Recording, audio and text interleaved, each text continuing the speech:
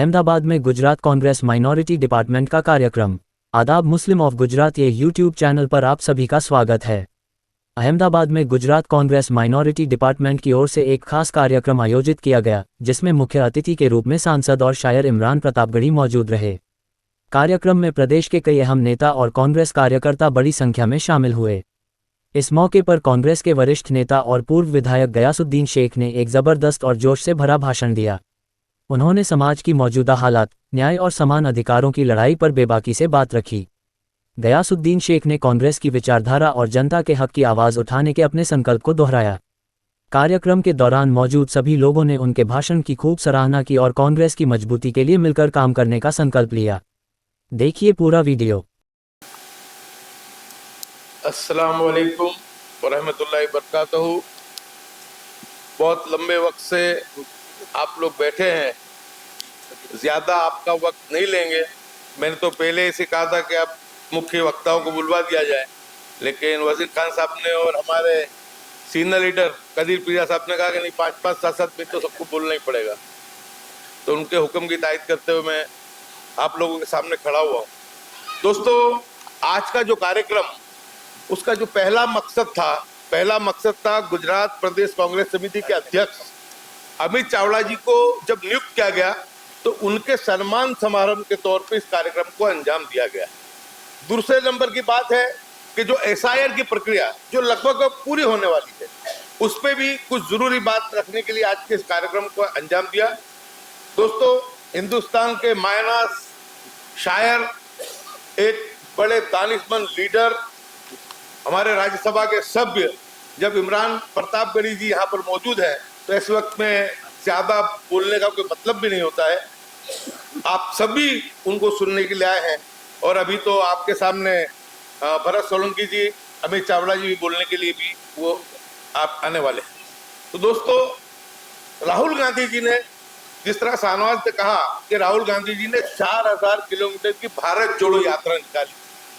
भारत जोड़ो यात्रा का मकसद, भारत जोड़ो यात्रा के 4000 किलोमीटर जो चलने का मकसद राहुल गांधी का था, वो एक ही मकसद था कि पिछले 11 सालों से देश में जो नफरत की राजनीति चलती है, RSS और भारतीय जनता पार्टी की जो हिंदुत्व की और जो जहरीली राजनीति चलती है, उसके सामने का कार्यक्रम था भारत जोड़ो यात्रा।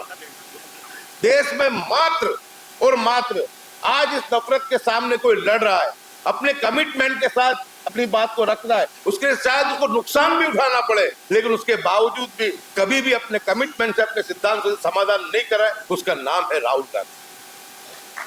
दोस्तों, कांग्रेस पार्टी हमेशा सेक्युलरिज्म में मानती आई है और राहुल गांधी जी ने जब ये तय किया कि गुजरात से संगठन सूजन अभियान की शुरुआत की, उसके पीछे का मकसद था कि पूरे देश के लिए पायलट प्रोजेक्ट के तरीके से गुजरात को बनाया जाए। सबसे पहले जिला तालुका अध्यक्ष को बनाए गए, AICC से लोग आए, ऑब्जर्वर आए, उन्होंने आप सभी से पूछा और पूछने के बाद इस काम को अंजाम दिया। और उसके बाद आखिर में राहुल गांधी जी ने गुजरात के एक युवा नेता, सीनियर धारासभ्य और दीर्घ गंभीर और हमेशा हर बात को मजबूती से लड़ने वाले ऐसे अमित चावड़ा जी को गुजरात का प्रदेश अध्यक्ष बनाया। ये जिम्मेदारी छोटी जिम्मेदारी नहीं थी, क्योंकि कांग्रेस की जो सियासी हालत थी, यहाँ की संगठन की हालत थी, वो बहुत कमजोर थी। लेकिन बहुत खुशी की बात है कि जिस दिन से राहुल जी ने उनकी नियुक्ति की है, कभी भी वो पनाठी वाल के नहीं बैठे, हर जगह पहुंचे। खेडूतों का आंदोलन था, 4 दिन तक खेडूतों के लिए सौराष्ट्र में रहे, अभी भी जन आक्रोश यात्रा लेकर के पूरे गुजरात के अंदर से निकले हैं और इस संगठन को खड़ा करने की पूरी कोशिश जद्दोजहद कर रहे हैं।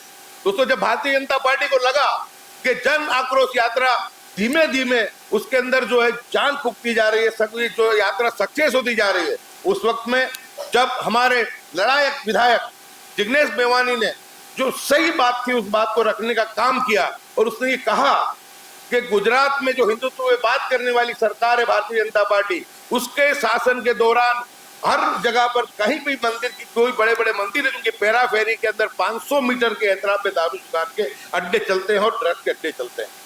उसको लेकर के जो इस राज्य का जो गृह मंत्री है, जो बिल्कुल बचकाना बातों करने में माहिर है, हमेशा बड़ बोला, फिल्मी डायलॉग बोलने और शासन के नाम पे जीरो है, ऐसे निष्फल गृह मंत्री को जब यहाँ का उप मुख्यमंत्री बनाया, उसके पीछे का एक ही कारण था कि योगी मोदी मॉडल को अगर कोई अमल करके इस राज्य के अंदर नफरत फैला सकता है तो वो ये है। उसने बनाया, उसने सेल्फ गोल किया कि उसने जिस तरीके से पुलिस परिवारों के नाम पे पुलिस परिवार के 2-4 लोग होंगे, बाकी भारतीय जनता पार्टी को लेकर के जब अमित चावला जी उस यात्रा को लेकर के निकले, उस यात्रा को रोकने का प्रयास किया, उसका मतलब उसका जो था प्रतिकार इस तरीके से प्रत्याघात ये हुआ कि यात्रा और सफल होने लगी। क्या ये मुद्दा गलत है कि देश में आप सभी जानते हैं कि कोई जिला गुजरात में कहीं पर भी कहीं पे दारू जुगार और ड्रग्स के अड्डे नहीं है, सभी जगह। तो हमको जो लड़ाई जिग्नेश मेवानी ने जिस बात को छेड़ा है, अमित चावला जी ने उस बात को बल दिया है, और इस बात को तुम आप देखिए जब सोशल मीडिया में तुम पूरी कमेंट उठाओगे, जब जिग्नेश मेवानी और अमित चावला जी की जब उसमें बात आती है तो उस बात के अंदर तुमको दिखेगा कि देश गुजरात की 99% जो प्रजा है वो हमारे मुद्दों को समर्थन कर रही है। तो ऐसे वक्त में जन आक्रोश यात्रा अभी तो आगे भी चलने वाली है। तो आप सभी से गुजारिश है कि जन आक्रोश यात्रा जहां जहां पर भी गुजरात में जाती है, और अभी जो फिलहाल हमारा जो मुद्दा है ड्रग के मामले को लेकर के, हर आदमी यहाँ से जाने के बाद अपने हर जिले में, अपने तालुके में ये कोशिश करेगा, जहाँ पे डीएसपी है उसको आवेदन पत्र देगा, कलेक्टर को देगा। लेकिन हमारा जो पूरा समर्थन जो जन आक्रोश यात्रा को लेकर के अमित चावला जी निकले हैं, और उनके साथ भी के सारथी के तौर पे जिग्नेश मेघानी वगैरह भी सब साथ में निकले, इस मुद्दे को बल देते हुए, क्योंकि लोगों की नब्ज को परखने का मुद्दा है। ये मुद्दा जनता को पसंद आ रहा है, और मैं तो यहाँ पर अमित चावला जी से कहूंगा कि गुजरात के जो हमारा प्रदेश कार्यालय है वहां पर एक हेल्प डेस्क खोलनी चाहिए, और गुजरात में जहां कहीं भी दारू जुगार के अड्डे हैं, ड्रग के अड्डे हैं, उसकी सीधी कंप्लेन हमको ले करके, जो लोग हमको कंप्लेन करते हैं उस कंप्लेन को लेकर के हमको गांधीनगर तक पहुंचाना चाहिए। लोगों को ये मुद्दे अच्छे लगते हैं। तो दोस्तों दूसरी बात अब कर दूं कि बहुत मुख्तसर में बोला था, लेकिन जब बोलते थोड़ा वक्त निकल ही जाता है, तो एसआईआर की बात करूंगा। एसआईआर मैं ये मानता हूं, एसआईआर गुजरात के लिए नहीं आया, एसआईआर पश्चिम बंगाल के लिए आया। जिस तरह बिहार में घपलेबाजी से ज्ञानेश कुमार को आगे रख के चुनाव को जीता गया, गरीब लोगों के खातों में 10-10 हजार की रिश्वत डालकर तो उन्होंने उस चुनाव को जीता है। अब पश्चिम बंगाल में तो उनके पास सरकार नहीं है, ममता दीदी की सरकार है। पूरा का पूरा चुनाव वो घुसपैठ के नाम पे लड़ना चाहती है भारतीय जनता पार्टी। इसी वजह से एसआईआर को कराया जा रहा है। योगी और मोदी साहब जो कुछ भी बोल रहे हैं या अमित शाह बोल रहे हैं, वो डंडा कहीं और पछाड़ रहे हैं, डरा किसी और कर रहे हैं। उनका निशाना पश्चिम बंगाल है। गुजरात वालों को कोई इसमें डरने की जरूरत नहीं, कोई यहाँ पे घुसपैठिया नहीं है। इंशाल्लाह हिम्मत और हौसले के साथ, अकल और होशियारी के साथ अपने फॉर्म भर दो। मैं मानता हूँ गुजरात का एक भी फॉर्म हमारा रद्द नहीं होने वाला। पैनिक में, डर में रहने की जरूरत नहीं है। और स्थानिक स्वराज की इलेक्शन हमारे सामने है। इस हाथ से कर्म करोगे, इस हाथ से फल लोगे। मैं ये मानता हूं कि अगर इसका सही तरीके से एसआईआर का हम इस्तेमाल कर ले तो मैं ये मानता हूं कि ये ईश्वर अल्लाह की कृपा है। और अगर इसको हमने इस पे ध्यान तवज्जो नहीं दी तो ये सबसे बड़ी हमारे लिए आफत है। कुछ छोटे छोटे सेंटर, तालुका नगर पालिका के जो चुनाव आएंगे छोटे, और बहुत सब हमको मालूम कि हमारी मतदार यादी बहुत सब डिस्टर्ब थी। उस मतदार यादियों को सुधारने का जो है वो हमारे पास बहुत बड़ा मौका आया है, जनसंपर्क करने का हमको मौका आया है।